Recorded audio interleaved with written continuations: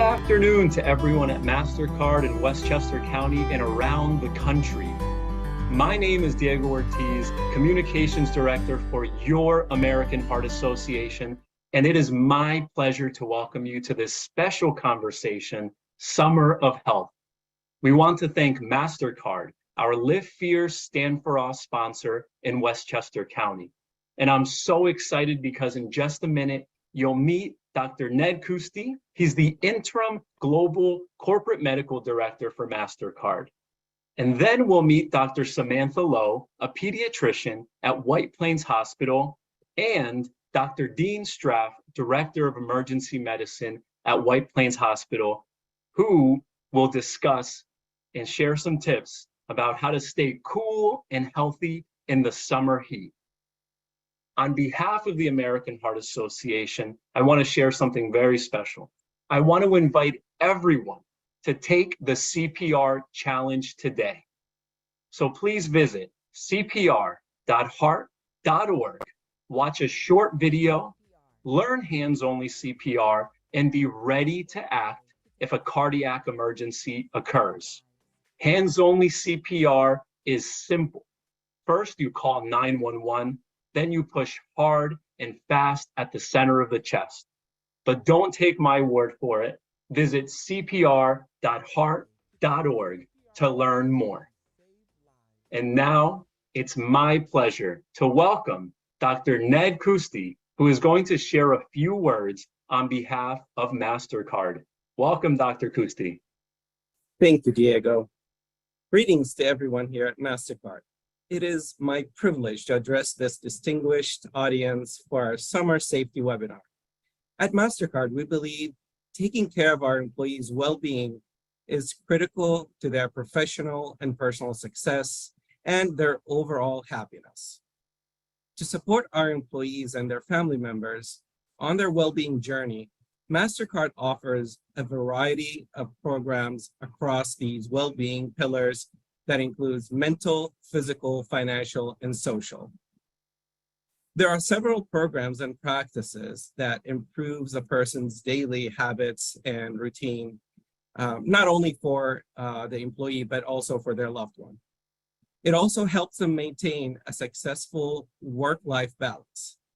These include partnerships with Thrive Global and Virgin Pulse to provide employees and members with online resources, services, and individual and team challenges to support healthy lifestyle habits in the areas of sleep, movement, stress, nutrition, finance, relationship, and medical condition management.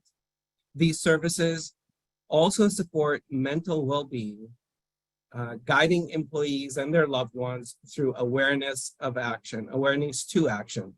Today, we will add to many of these pillars. As we find ourselves stepping into the bright and sun-filled days of summer, it becomes increasingly important to prioritize our well-being, especially when it comes to protecting our skin, staying hydrated, and understanding the potential risk associated with heat. As Diego just stated, today we have assembled a panel of experts who will provide valuable insights and guidance on these vital topics. Summer is a time for rejuvenation, relaxation, and fun. And our aim with this webinar is to ensure that each of you has the knowledge and tools to make the most of this season while staying safe and healthy. Whether you're planning outdoor activities, or embarking on vacation, or simply going about your daily routine, we want to equip you with the information necessary to make informed decisions and safeguard your well-being. During the course of this discussion, our panelists will delve into the best practices for skin protection, safety while swimming, the importance of hydration, and the various factors to consider when it comes to maintaining heat-related challenges. They bring with them a wealth of expertise and experience, and I have no doubt that their insights will be invaluable to all of us. But this webinar is not just about knowledge sharing. It's also about fostering a sense of community within our organization. By coming together today, we reinforce the bond that connects us as colleagues and friends. We have a shared responsibility to look out for each other. And through this discussion, we strengthen our commitment to promoting a safe and supportive environment for all. So as we embark on this journey together of knowledge and awareness, I encourage you to actively engage, ask questions, and take away practical tips that can be implemented in your daily lives. Let us seize this opportunity to empower ourselves and those around us with the tools and understanding needed to make this summer season full of safety, wellness, and enjoyment. I personally wish you a delightful, safe summer, and let's enjoy the session. Thank you so much, Dr. Kusti. Again, welcome to everyone at Mastercard. I want to add to what Dr. Kusti said and say that if throughout this webinar you have a question, please feel free to type it and share it in the chat box. Dr. Kusti and I are going to stick around after the conversation and do our very best to answer as many questions as possible. But Dr. Kusti, we're here. Why don't we get started? Why don't we welcome our panelists, Dr. Samantha Lowe and Dr. Dean Straff, who are going to share even more of their knowledge and insight with us. So welcome, Dr. Samantha. Welcome, Dr. Dean. Thank you. Thanks for having us. Oh, it's our pleasure. It's my pleasure. Dr. Straff, I want to start with you. Why don't we talk about it? Let's talk about how heat can affect the body.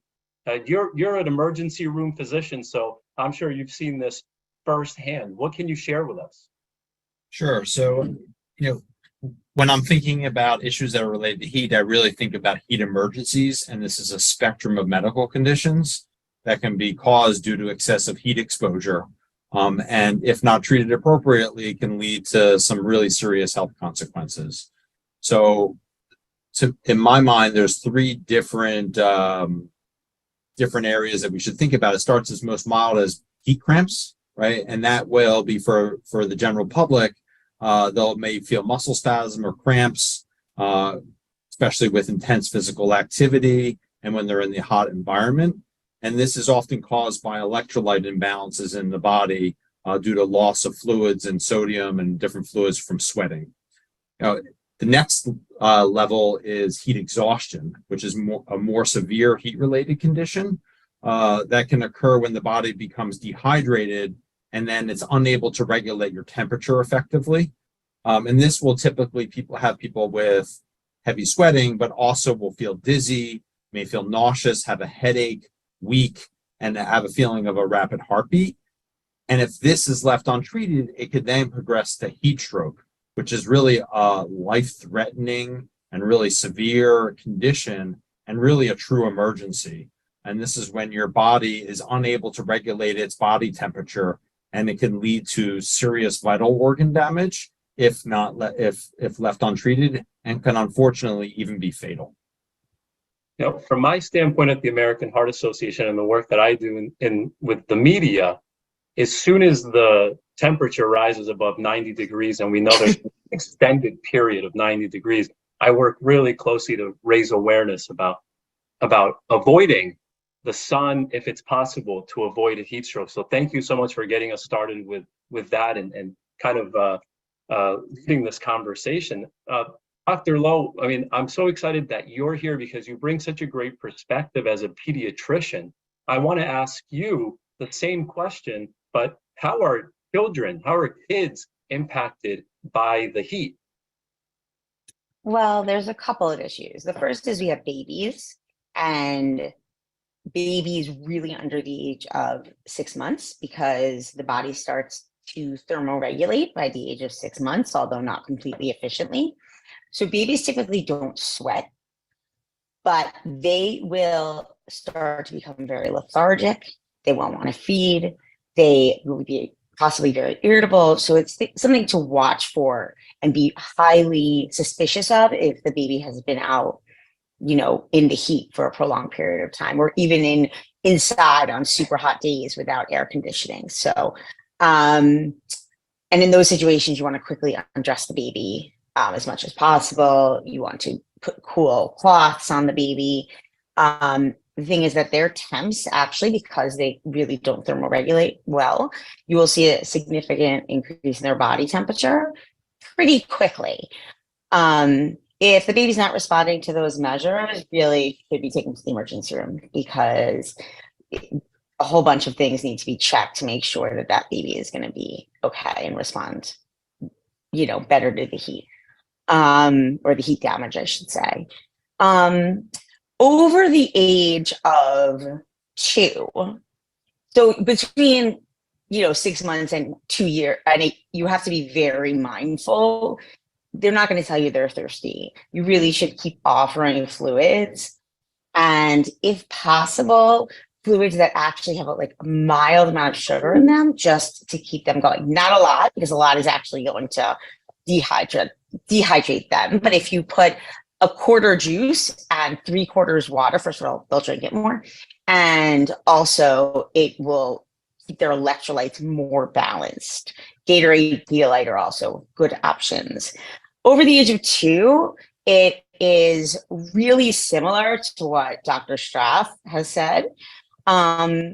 There's a few differences, just in sort of, because Dr. Straff spoke on the side of what happens when they get heat stroke. But from a preventative standpoint, you're in an age group that, wants to always be outside, is running all the time, doesn't realize that they're getting very hot. So you as the parent really need to be forceful in getting them to drink in those situations. Also pulling them out of play or out of being outside, unless it's swimming, for peak hours, like 10 to 4 p.m. on those super, super hot days. Well, thank you so much. And it just really reminds me of that, how important it is to stay vigilant and recognize the signs in yourself, but also in your children. Dr. Kusi, is there something that you'd like to add to that first question? Dr. Lowe, Dr. Straff did a great job. So just, instead of adding, you just want to quickly summarize what they said. So as you know, with the temperature rising outdoors, our bodies tend to heat up, and therefore we are going to sweat more. Sweating is a physiological response that our skin does to try to cool our body surfaces in order to regulate our temperature. So it's crucial to stay adequately hydrated and drink plenty of fluids during the day. Dr. Straff mentioned 2 serious conditions, heat exhaustion and heat strokes. And it's important to also understand what are the signs and symptoms of those, people who are feeling dizzy all of a sudden, or having fatigue, nausea, increase in their heartbeats, or sometimes people start to experience confusion or even loss of consciousness. These are all indicators of heat-related illness, and it needs to immediately be acted on, either by calling 911 or taking them to the hospital. First thing, obviously, is to remove them from the heat. I also want to add just one point there. We have to keep in mind that there are certain individuals that are more vulnerable to heat. Dr. Lowe mentioned the children. That's a very important population. We also have to look after our elderly, pregnant people, and those who have certain pre-existing health condition, or those who are taking certain medications that could impact their ability to regulate heat. It is crucial to pay extra attention to their well-being and ensure that they have access to cool environment and sufficient hydration. Thank you, Dr. Kusi. And what a great summary. No, Dr. Straff, I want to hear from you, because when we were preparing for this conversation, you shared some great tips to how to prevent and avoid heat-related illnesses. Can you share some of those with us? Yeah, of course. So we've already talked about staying hydrated, which I think is a very important part. And I think it's important to not only remind kids, but also adults, because often many adults are not very good at staying hydrated. And even if you're not thirsty, you need to drink. But then I think there's some other environmental factors that we can do. So wearing appropriate clothing. right? So we should be wearing lightweight, loose fitting, light colored clothing. Darker colors tend to absorb heat and make you hotter.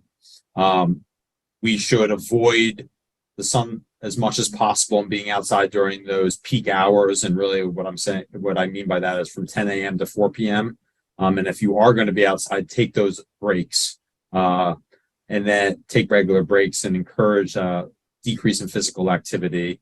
I think it's important for us to wear sunscreen, which I think we're going to get into a little bit.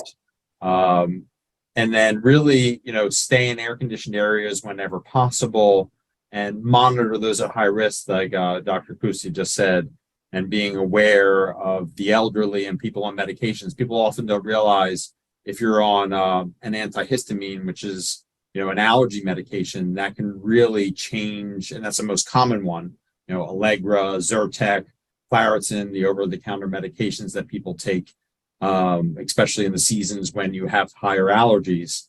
And that in itself can cause your body to be regulated differently when it comes to heat. One other thing that I think people need to think about if they travel, right? So here in the Northeast, it gets hot in the summer, but for those that are coming from an environment that's typically cool, and then you go to, say, the dry heat of Arizona or 110 degree temperature and aren't used to it, your body hasn't acclimatized to that temperature, and you're at a greater risk of being exposed and actually having a stronger reaction to the elevated temperature outside. Dr. Straub, you just reminded me. So the American Heart Association, we have two of our platforms are eat smart and move more. I think for the summer, we all have to move smart, right? I love what you said. Avoid the 10 to 4 p.m. Outdoor exercise. Maybe do it early in the morning or later in the afternoon. Be smart about your movement because you still want to get your 30 minutes or about 150 minutes in a week. Dr. Lowe, Dr. Straub just gave us a lot of really important tips. I'd love for you to share some more that might be specific to helping children, helping kids prevent any of those heat-related illnesses. So it's really very much the same, except for you have to think for your child. Mm. So if, they have soccer at noon and it's 90 degrees, sorry, you can't play soccer today. Or if it's something that they absolutely have to be in because they have a commitment to a team, make sure that they are taking frequent water breaks and drinking at least every 30 minutes. Again, cold clothing, loose fitting clothing, hats as much as possible because the head absorbs a lot of heat. And for babies, things that are super helpful, and I know we're going to talk about sunscreen a little bit later, they make full body sort of uni suits that are sun protective and also reflect heat. Yeah, good. Mind if I add one more thing? Go ahead. Which I think we talked about. I also think I want to just remind everybody to not forget about their pets. Recognize that people's pets are just, also vulnerable to these heat conditions, and then really to be very careful about leaving anybody, a pet or obviously a child, in an unattended parked vehicle, because they can get hot really quickly and it can lead to some serious consequences. Thank you so That's much for mentioning that. I think we always read or see those headlines throughout the summer, and those are definitely always avoidable. Dr. Kusi did a great job of summarizing the first question. I'd love to hear your thoughts about the second set of questions. Certainly. Again, our panel is doing an amazing job. Prevention is always better than treating with the complications. So as mentioned, it is important to look at all these preventive measures like staying indoor during the hottest parts of the day. You have to make sure that you're wearing the proper clothing, which is lightweight and loose fitted clothing, sunscreen as mentioned, and reflective garments like hats or reflective umbrellas are also very useful. I also want to just add one point is we like to tell people to check and be aware before you go and plan ahead. So looking at the heat index, which factors in humidity levels, is very important, and it provides a really good and accurate representation of how hot it's going to feel.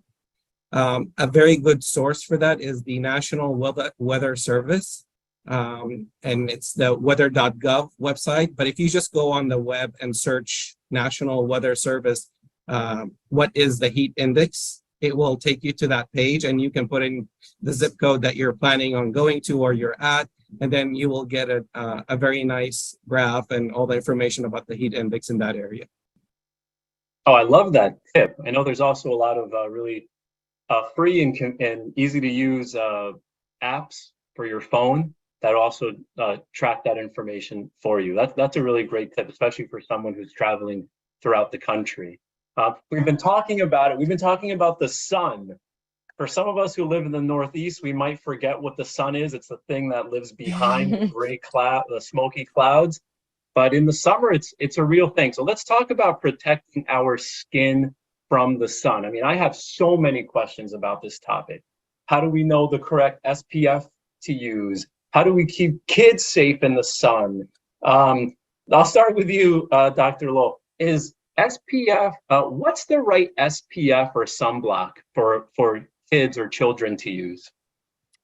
So the first thing to know is that under 6 months, we really don't recommend sunscreen unless you're going to be in an environment where there can be no coverage for the baby. So in that situation, what you would do is you would use what we call a mineral sunscreen on that baby, only on exposed areas and very lightly, and then wash the baby off when you are able to. So over 6 months, so between 6 months and 2 years, we recommend SPF of 15. Now, it has to do with absorption. And also there are, I mentioned it earlier, there are these new mineral sunscreens on the market. So there's 2 different kinds of sunscreens. One is chemical, one is mineral. We really tend to try to push towards mineral, and that's zinc and titanium, versus some of the chemicals that are actually in the chemical one, which honestly, can protect it better, just because sometimes people don't like the way that the mineral ones will sit on their skin. So they'll try to wipe off certain parts and then there will be sun exposure. But from a safety perspective, we really try to recommend the mineral ones, especially between 6 months and 2 years, with an SPF of 15. Now, the other thing to discuss are the difference in the rays. So the rays that are really, really harmful are the UVB rays. So everyone talks about UVA, but it's actually UVB that we have to be more concerned about. And that's what's come with the breakdown of the ozone layer. So, and the SPF of 15 will only protect about, 93% of UVB rays. And then when you go above SPF 30, it protects about 97%. There's really no indication to go, you see SPFs of 100. They really don't protect any better or any longer. And the other thing is kids are always swimming. They advertise that sunscreens stay on forever. They don't. Mineral ones, again, they're heavy. They look sort of like, if you remember zinc when you were young and it was Zinca and it was bright colors, it sort of stays on a little bit better. But it doesn't get absorbed into the skin. So things can actually rub it off. With the chemical sunscreens that are used more in the population, they really should be reapplied every 2 hours. And if the kid is in the water, your child is in the water, they should be reapplied when they come out of the pool and after you towel them off. Oh, I love that. I think even the just remembering the every 2 hours, if you're outside, reapply. I love that. That's something that can kind of it can stick with us. I want to go on a little bit of a tangent, and I want you, Dr. Kusti, to join me on this tangent, because when we were preparing for this call, you really wanted to talk about protecting your skin, not only from the sun, but also from ticks and insects. This is your chance, Dr. Kusti. Tell us, why is it so important to avoid ticks, insect bites, and protect our skin? Absolutely. I would love to talk about that. But before that, I just want to piggyback on what Dr. Lowe said, because I think she mentioned a lot of good things, and I want to summarize on what she said and kind of highlight some of the things. So the sun protection factor, or SPF, because this is a common thing that I get all the time. What level also depends on several factors. So there's really no one size fit all. And I'm talking not for the pediatric population, but it could apply for the pediatric, but I would always recommend to talk to your pediatrician.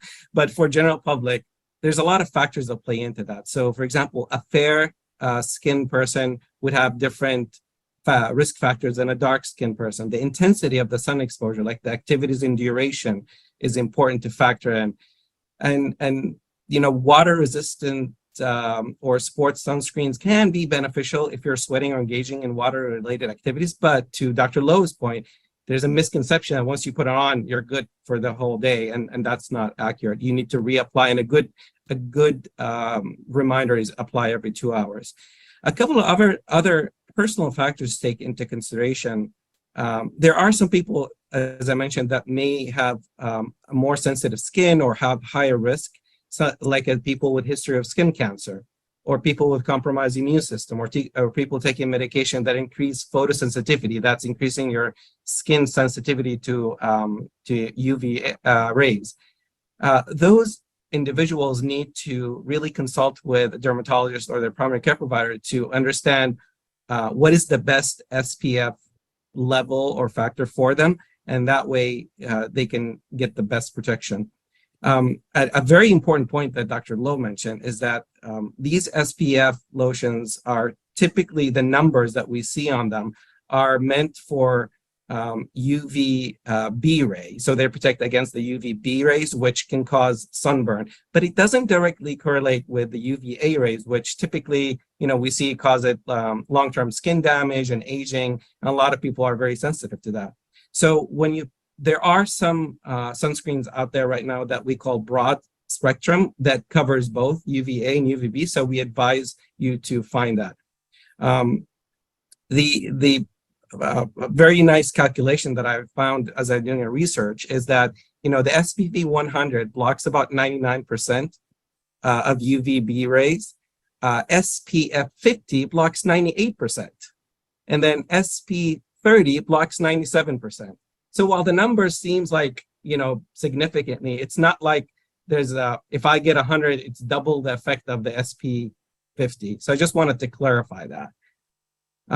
Now let's switch gears to insect bites prevention, because I like to do outdoor activities. I like hiking and biking, and I tend to go through this myself. So as we venture through the great outdoors, we have to protect ourselves from different insects, such as ticks and other disease transmitting insects. There are very simple things that you can do to prevent yourself, also to prevent these insect bites. And I strongly recommend using insect repellents to apply over yourself that contains ingredients such as DEET, that's DEET, or another one is picardine, or there's a third one that's named IR3535. These repellents are highly effective in warding out of ticks and other insects. You have to apply these on the exposed skin and follow the instructions. Typically come with very good instructions. There's also a substance called permethrin, which you can wash your clothes with, and that also acts as a repellent. So even those who are traveling, so if you're going to travel somewhere where there's a lot of mosquitoes, or you're traveling abroad overseas where you're going to go to a malaria endemic area or a dengue fever endemic area, these are all transmitted via insect bites and mosquitoes. This also apply and can help. So when hiking and traveling in those tick-prone areas or mosquitoes-prone areas, we recommend wearing long sleeve shirts, long pants tucked into the socks, and closed-toe shoes to minimize skin exposure. You also want to conduct regular checks on yourself and your companions every time you go and come back indoors. paying particular attention to hidden areas such as hairlines and armpits and other parts of the body.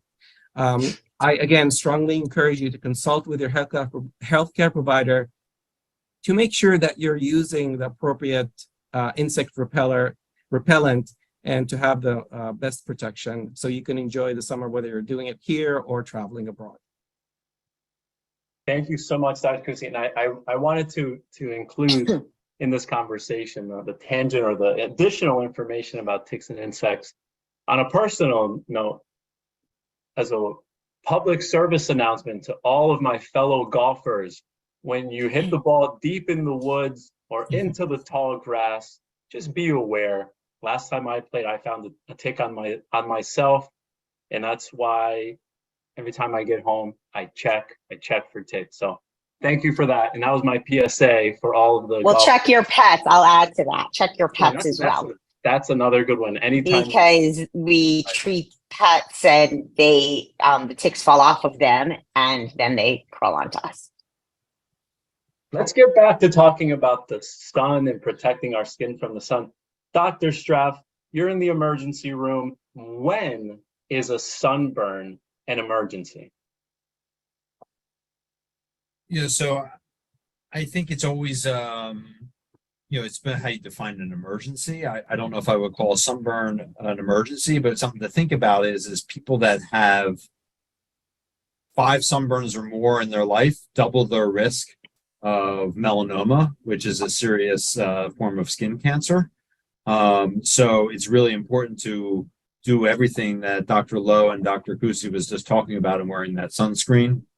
You know, my family, we all use SPF 30.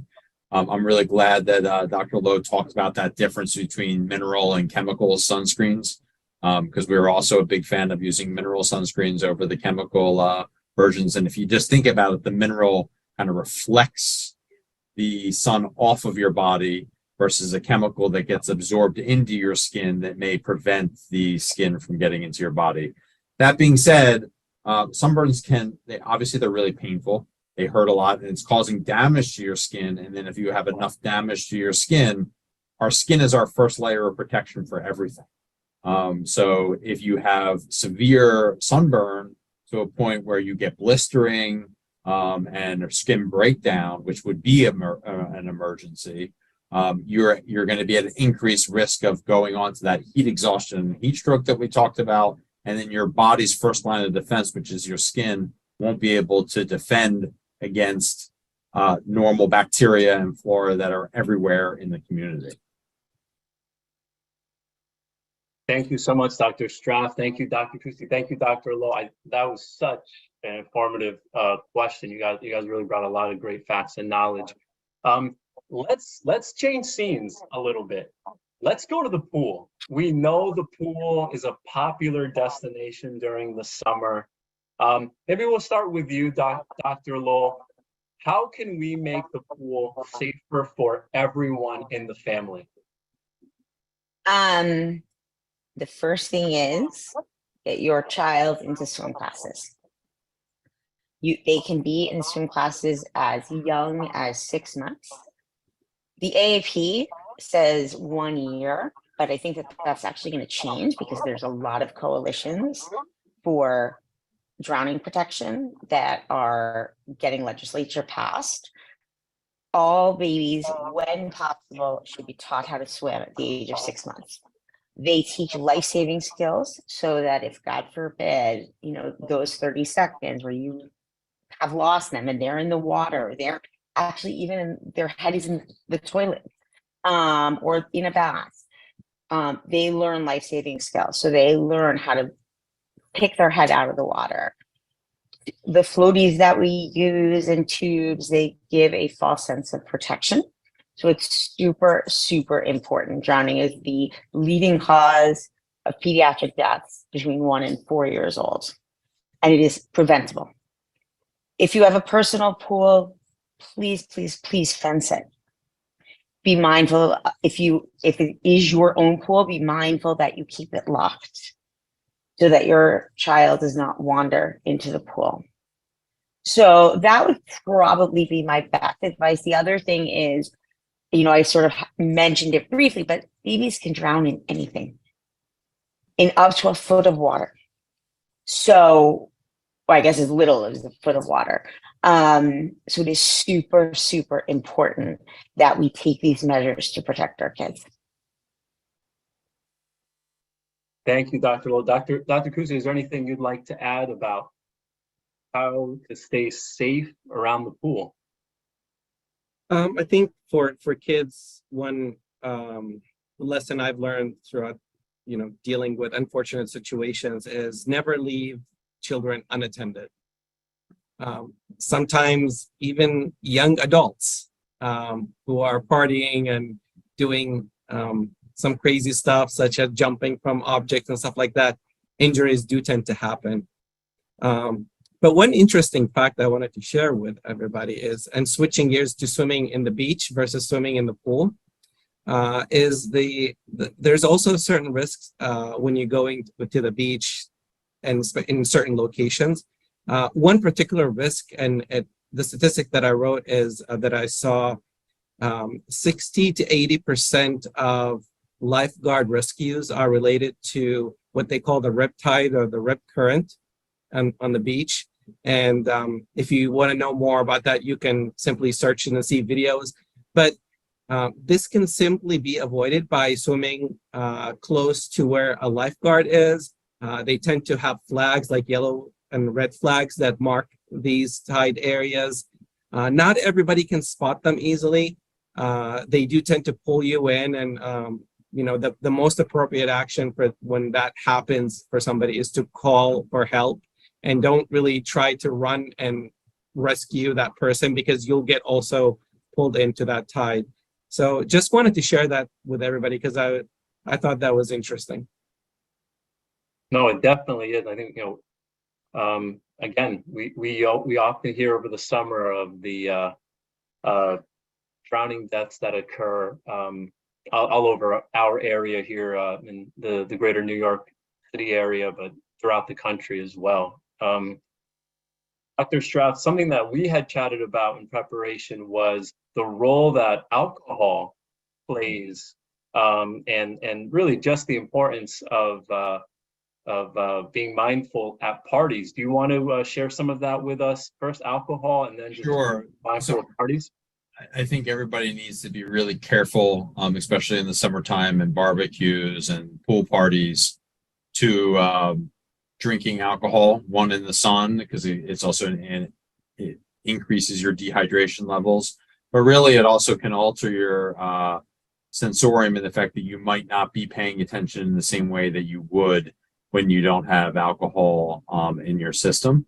And you may get more lax, and really, you've been hearing Dr. Kusi and Dr. Lowe talk about, it only could take a few seconds. And then that's when someone can drown. And I think people often make this misconception that people drown in deep ends, or more people drown in shallow water than in deep water. So I think that, going back to what they were also saying, if you're going to a public pool or a lake or the beach, hopefully there is a lifeguard, but you can't 100% rely on those lifeguards.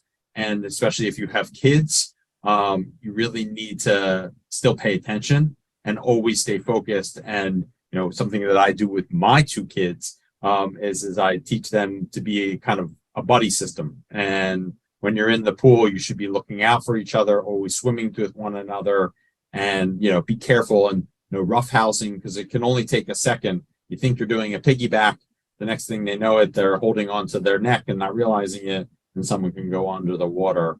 Going back to the alcohol, because I know that was the start of your question, Diego. I'm sorry I went off on a tangent. I really think the people need to drink in moderation. And I'm always a big proponent, if someone is going to drink, that you can have somebody in the same way that you have a designated driver. If there are two parents at a party and you have children, especially with a pool, you should really consider having somebody who doesn't drink, and who really can pay very close attention to not only their own children, but other children and everybody in the pool. That's a great tip. I do want to build on that conversation around alcohol and the parties to segue into this next question, but I want to include one more thing that we hadn't discussed, and that's the importance of learning CPR for that pool setting. So again, I want to encourage everyone to take a moment, visit cpr.heart.org, click around the page. There's a lot of very useful information. There's also a 60-second video where you can learn how to do hands-only CPR in just 60 seconds. But going on that, continuing that conversation around the pool, alcohol, the barbecue, right? We know that the barbecue is an important institution, a popular institution in the summer. Dr. Lowe, how do we stay heart healthy at a family barbecue? That's a really good question.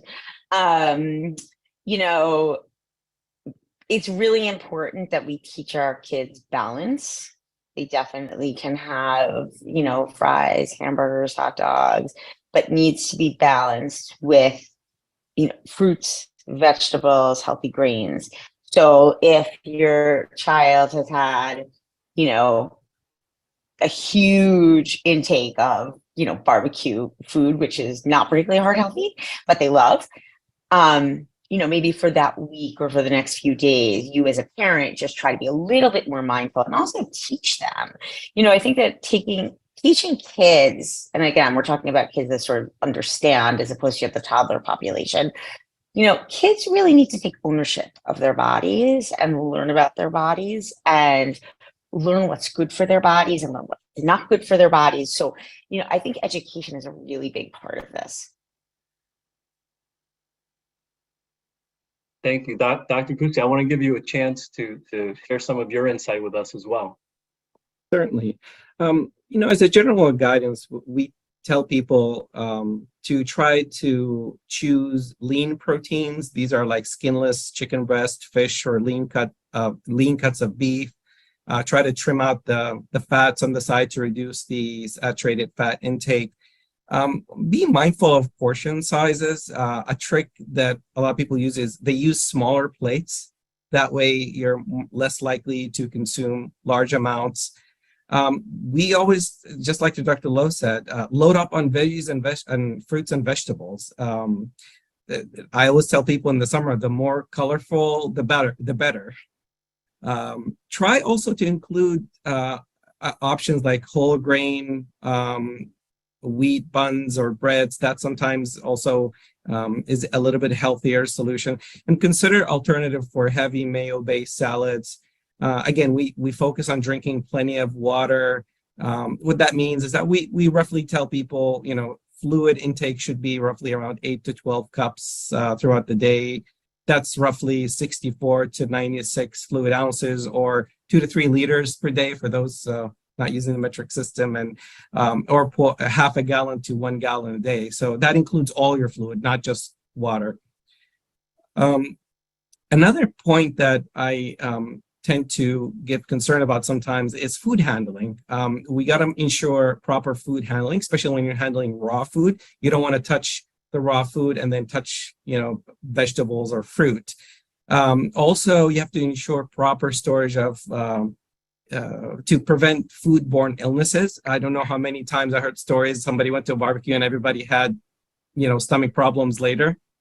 You have to keep perishable foods refrigerated until ready to cook or serve, and discard any leftovers that are sitting out for a long period of time. Other general advice that I just like to tell people is, you know, stay active. Obviously, even, you know, during barbecue, you can take walks, you can walk after and before. That way you're kind of like keeping your metabolism going. And a really important thing that we often take for granted is that you got to enjoy the company. You know, we have to focus on the social aspect of the gathering and enjoy the company of friends and family. If you all recall, a few weeks ago, the U.S. Surgeon General gave a really nice statement, said, given the significant health consequences of loneliness and isolation, we must prioritize building social connection the same way we have prioritized other critical public health issues such as tobacco, obesity, and substance use disorder. And what they found is that people who are not socially engaged with people and are isolated tend to suffer more problems. They would have 30% increased risk of heart disease. They would have 32% increased risk of strokes and 50% increased risk of developing dementia in older adults, as well as increased risk of premature death by more than 60%. So that's my advice to people. Just go out and enjoy the gathering. Well, thank you so much for sharing that. I love always bringing it back to heart health. Dr. Schraff, we talked about, you shared a little bit of this, but we talked about something that you called the pool party intelligence. What about the barbecue intelligence? Well, what are those things that, from your point of view, we should be mindful of during the family barbecue? Yeah, so I think it's also important to be mindful of the actual barbecue that you're cooking the food on, right? And being aware of those surroundings and where that is located, and if there's kids that are running around and having a good time, and whether they're playing catch or frisbee or any other games, to try to keep that away from the barbecue and be aware. There's often a lot of excitement, so people want to, kids will touch, or even adults touch things that they should not touch that are too hot, that can lead to burns. I also think common in barbecues ends up being the s'mores party that we all love, and even us adults can once in a while enjoy a s'more. And I'm glad Dr. Costa, you just gave that plug for emotional health, because I think that that's the real key to a barbecue, is being able to see your friends and family and have that emotional wellness. But I think that if you're going to choose to do a s'mores barbecue, campfire, be aware of the surroundings, never leave that fire unattended. Be aware of smoke inhalation that can occur, that can irritate both kids and adults, and just really always just stay aware, right? And set a good example, right? So for all those that have kids, you already know this, and for is that they're always paying attention, they're always listening. And you are a role model for them. So if they see one of us or anybody at the party maybe getting out of control, that doesn't set a good example for them. If that were to happen, also don't be afraid to have that conversation with your family and your kids about that, and listen to them, and just take a step and allow them a moment to talk about it, because they're often probably thinking about it. And I'm sure Dr. Lowe has more to say on this than myself. But I really think that that's important to be aware of, and recognize that you are a role model for your kids and other people's kids. I actually think that that's an amazing point. It doesn't totally fit into the conversation, but you are a role model for your kids in everything you do. Whether if you're a yeller, it's very hard to explain to your kids why they can't yell. If you're using inappropriate language, it's very hard to explain to your kids why they can't use inappropriate language. Eating is really, really important, and setting a good example and not being on diets and explaining why, either if you are on a diet, why it's for a short-term period and how it is unhealthy for children. Set a good example with exercise, work ethic, everything you do. They are always, always listening, as Dean said. No, thank you so much, Dr. Lowe, Dr. Straff, Dr. Kusti, for that. I want to add one more thing. It really builds off what we had chatted about earlier, and that's around limiting alcohol. And of course, please don't drink and drive, for your own health, for the health of those who are also on the road, and also to set a good example for the young people in your car and in your household. Please don't drink and drive. Guys, we're almost there. We're almost at the end of our time together. But before we wrap up, I want to give each of you a chance to share a final thought with the audience. Dr. Lowe, you've been so gracious to share so much with us. Can you give us one more final thought or a closing thought from your point of view? I think it's listening to your body as an adult and wanting to mirror that with your children. So if you are in the heat and you are super thirsty, the likelihood is your child is as well. So encourage them or make them drink water at that point. If you are getting fatigued from the sun, the likelihood is they are as well. Depending on age, kids have, endless energy. But that being said, really, really, really, it is your job as a parent to put sunscreen on them. Make sure they're wearing bug spray, especially if they're traveling. A good sort of tip for hydration is age. So it correlates 1 cup for a year-old child, 2 cups for a two. That's what you need in addition to your regular hydration status. Thank you. And I so appreciate you continuing to talk about the importance of water. We know the best way to stay hydrated, right? Prevention, drink water throughout the day. So thank you so much. Dr. Straff, I want to give you an opportunity to leave us with a final thought for the audience. Sure. I'll try to keep it simple, and I think it's be smart, stay healthy, stay hydrated, and be responsible to maximize your fun. And I think that at the end of the day, accidents still do happen. And you should always be aware of where your local emergency department is. We're here, here in White Plains Hospital. We're open 24 hours a day, and we recognize that, and we're always ready for you to take care of you. And there's no injury that's too small. And if you're worried, that we're here to take care of you. So I really also just want to thank you, Diego, for inviting me to this talk. I really enjoyed it, and I learned a lot from my colleagues. So thank you. Yes, thank you as well. I really, really appreciate the opportunity to be here. Well, thanks to both of you. Dr. Kusti, this is your moment to share your final thoughts. I mean, you've done such a great job kind of summarizing this and keeping the conversation going. I'd love to hear from you. Well, first, I wanted to thank you and thank our amazing panel. I've certainly also learned so much. It is really a privilege to be among such great minds. Just my final thought is just I hope that everybody in the audience enjoyed this webinar. I hope you found the summer safety information that we shared valuable and practical for keeping yourself and your loved ones safe during the summer months. Remember all the tips that we talked about. By implementing them, you can confidently enjoy the summer activities and also prioritize your well-being and go in line with the well-being pillars of Mastercard. We do encourage you to share this knowledge with others and continue practicing these habits beyond this webinar. Please stay safe, stay hydrated, learn CPR, and have a fantastic and memorable summer season. And if you have any questions or need clarification beyond this webinar, or would like to share thoughts or experience, I encourage you to reach out to me. I am always available. I am here as a resource for you and to support you. I can provide any additional information, resources, reading materials, whatever you need.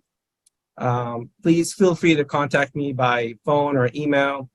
I'll be happy to assist you. And thank you once again for participating in our webinar, and we look forward to connecting with you in future webinars.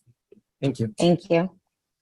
What a phenomenal webinar. It was my honor to bring it to you and to serve as your host. On behalf of the team at the American Heart Association and our sponsors, Mastercard Health, thank you for attending today's presentation. And if you'd like to stick around,